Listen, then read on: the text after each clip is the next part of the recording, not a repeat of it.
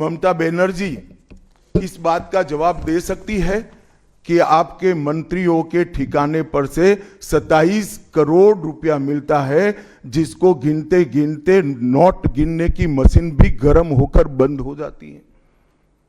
बंगाल जैसे गरीब राज्य के अंदर 27 करोड़, 20 करोड़, 15 करोड़ ये राशि मिल रही है, आपकी कोई अकाउंटेबिलिटी नहीं है।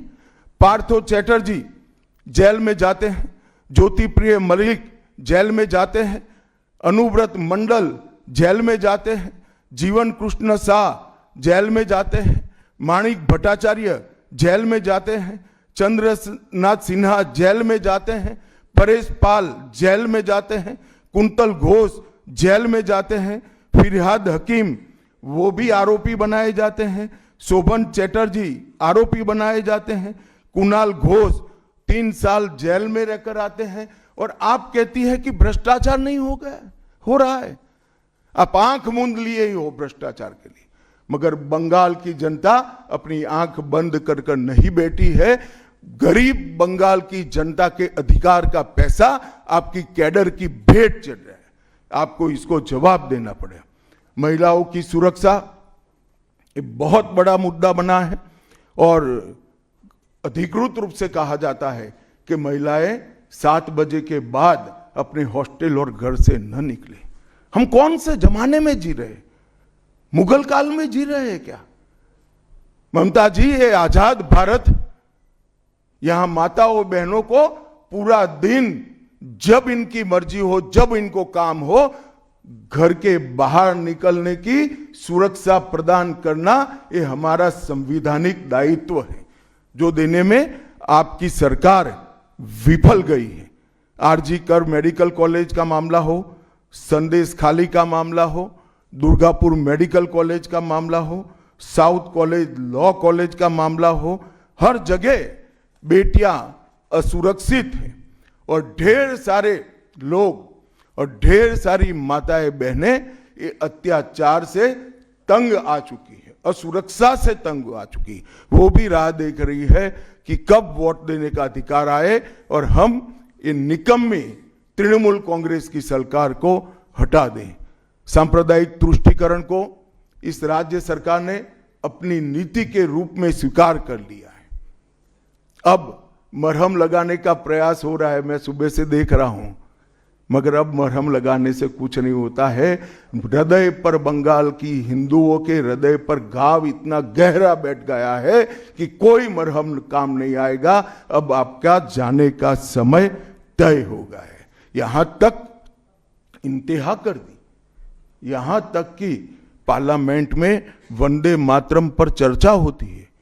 बंकिम बाबू ने रचे हुए वंदे मातरम पर चर्चा हुई, जो गीत पूरे हमारे आजादी के आंदोलन का प्रेरणा गीत बना, वो वंदे मातरम की चर्चा का तृणमूल कांग्रेस विरोध कर रही है, क्योंकि उनकी वोट बैंक इससे नाराज हो रही है।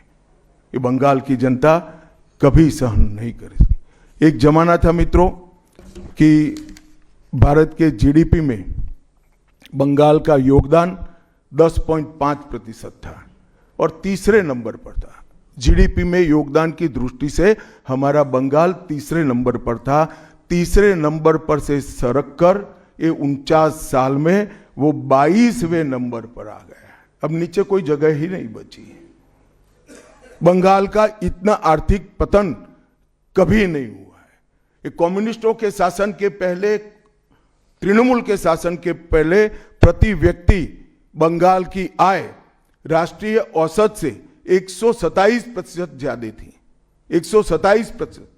देश में नागरिक 100 रुपया कमाता था तो बंगाल में 127 रुपया कमाता था। आज देश का नागरिक 100 रुपया कमाता है तो बंगाल का नागरिक 73 रुपया कमाता है। ममता जी, आपको इसको जवाब देना पड़ेगा। हर प्रकार के उद्योग की शुरुआत एक जमाने में इस सुजलाम सुफलाम भूमि से हुआ था, और इसी के आधार पर सोनार बांग्ला की परिकल्पना की जाती थी। वो बंगाल में आज भ्रष्टाचार, घुसपैठ और टोलबाजी के कारण सारी इंडस्ट्री वापिस जा रही है। केंद्र सरकार की योजनाएं लागू करने में उनको अपनी वोट बैंक गंवाने का डर है। पीएम किसान देरी से लागू किया, बंगाल के किसानों का 10,000 करोड़ रुपया चला गया। आयुष्मान भारत आज तक लागू नहीं किया और बहुत आयुष्मान भारत से बहुत एक प्रकार से कमियां वाली स्वास्थ्य साथी की स्कीम लागू की है। मुझे बताइए, कोई बंगाल का नागरिक भारत में कहीं जाता है और बीमार पड़ गया, स्वास्थ्य साथी स्कीम उसको बाहर के अस्पताल में इलाज करवा पाएगी क्या? नहीं करवा पाएगी। क्या गुनाह किया है बंगाल के गरीबों ने? देश भर के गरीबों को 5 लाख तक की पूरे स्वास्थ्य की गारंटी मिल रही है। अरे कई राज्यों ने किया कि केंद्र 5 लाख दे रहा है, उन्होंने और 5 लाख जोड़ दिए।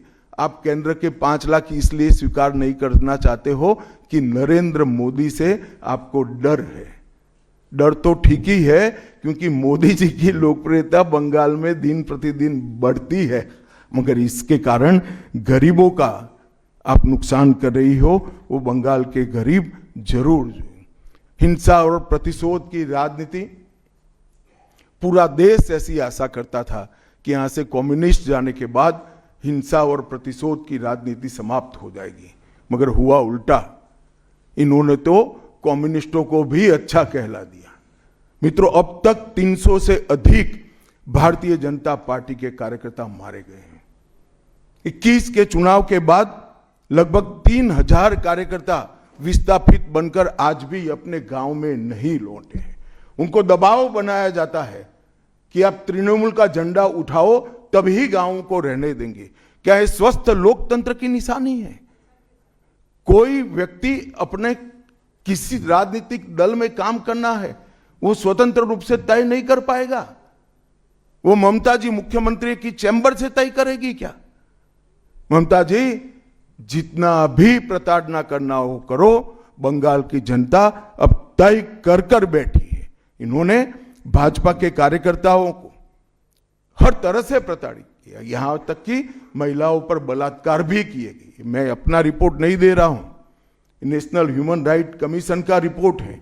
इसका भी जवाब ममता जी को देना पड़ेगा। ममता जी ने सारी संवैधानिक औचित्य को समाप्त कर दिया। किसी भी राज्य में प्रधानमंत्री जाते हैं तो वो देश के प्रधानमंत्री होते हैं। कई राज्यों में हमारी सरकार नहीं, कहीं ऐसा व्यवहार नहीं होता। वंदे भारत ट्रेन देने प्रधानमंत्री आते हैं, ममता जी स्टेज पर नहीं जाती हैं। कई प्रकार के भारत सरकार के सुप्रीम कोर्ट के आदेश से बने हुए, मेरी बात ध्यान से सुनिएगा, सुप्रीम कोर्ट के आदेश से बने हुए भारत सरकार के डीओपीटी के रूल्स ये तोड़ देती है, मरोड़ देती है। डीजीपी और मुख्य सचिवों की अपॉइंटमेंट में मनमानी करती है। रिटायर्ड होने के बाद सलाहकार बनाकर प्रॉक्सी डीजीपी और प्रॉक्सी सीएस बैठाने का काम करती है।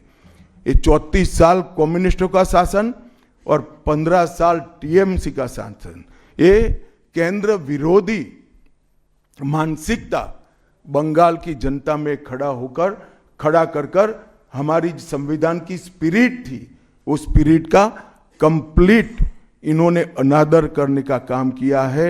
ममता बनर्जी के शासन में सिंडिकेट, तोलबाजी, कट मनी, न केवल वो सिस्टम को बढ़ावा दिया है, यहां कमाई करने का अधिकार एक ही व्यक्ति को है, भाईपो को है, और किसी को कमाई करने का अधिकार नहीं है। सब में हिस्सेदारी देनी पड़ती है। बंगाल एक जमाने में सब बात में सबसे पहले था। सबसे पहला मोटर कारखाना पश्चिम बंगाल में लगा, सबसे पहला पावर प्लांट 1887 में बंगाल में लगा, सबसे पहली कोयलरी बंगाल में आई, सबसे पहला स्टील प्लांट बंगाल में लगा, देश की सबसे पहली हाई राइज बिल्डिंग बंगाल में बनी, देश की सबसे पहली जूट मिल बंगाल में बनी, देश की पहली मेट्रो ट्रेन बंगाल में आई, एक ही शहर में 2 पोर्ट एक ही जगह है, बंगाल में है, और देश की सबसे पहली आधुनिक यूनिवर्सिटी कलकत्ता यूनिवर्सिटी भी बंगाल में बनी, और विश्व प्रसिद्ध विश्व भारती यूनिवर्सिटी भी, जिसने भारतीय शिक्षा के कंसेप्ट को जमीन पर उतारा, वो भी बंगाल में बनी। मगर ममता जी, आप गौरव मत करिएगा, इसमें से कुछ आपके समय में नहीं हुआ है। ये जो करने वाले थे, उनके पूरे रिदम को, इनकी लय को, बंगाल की विकास की गति को तोड़ने का आप काम करें। बंगाल आज इंडस्ट्रियल रूप से कंप्लीटली बर्बाद हो चुका है, और ये आपके शासन में ही हुआ है। आधा अधूरा तो कम्युनिस्ट बेचारे कर गए थे, आपने तो पूरा ही समाप्त कर दिया। सिंडिकेट राज, तालेबाजी, शत्रुतापूर्ण माहौल, इसके कारण 2011 से 25 के बीच में 7,000 से ज्यादा कंपनियां बंगाल छोड़कर बंगाल के बाहर चली गई। और मित्रों, ये बहुत बड़ा सेटबैक बंगाल के आर्थिक विकास के लिए है। मित्रों, बंगाल स्वामी विवेकानंद, बंकिम चंद्र चट्टोपाध्याय, शरद चट्टोपाध्याय, महर्षि अरविंद, ईश्वर चंद्र विद्यासागर और कवि गुरु टैगोर जैसे महापुरुषों की धरती है। यही धरती पर नेताजी सुभाष चंद्र बोस, अमर शहीद खुदीराम बोस, वाघा जतीन, रविंद्रनाथ सन्याय, रास बिहारी बोस, मास्टर सुरेशन, प्रफुल्ल चाकी, वीणा दास, कल्पना दत्त, ये सभी ने देश की आजादी के लिए आह्लेख जगाया था। यहीं पर कई सारे फिल्मकार मिले, संगीतकार मिले, चित्रकार मिले। इस भूमि ने कई सारे दुनिया को प्रभावित करने वाले संत भी दिए। वो बंगाल आज ऐसे कगार पर पहुंच गया है कि अगर एक घुसपैठ की बयार रोकी नहीं गई तो बंगाल का अस्तित्व भी खतरे में है। ऐसा स्पष्ट रूप से समाज जीवन को जानने वाले सभी लोग मानते हैं।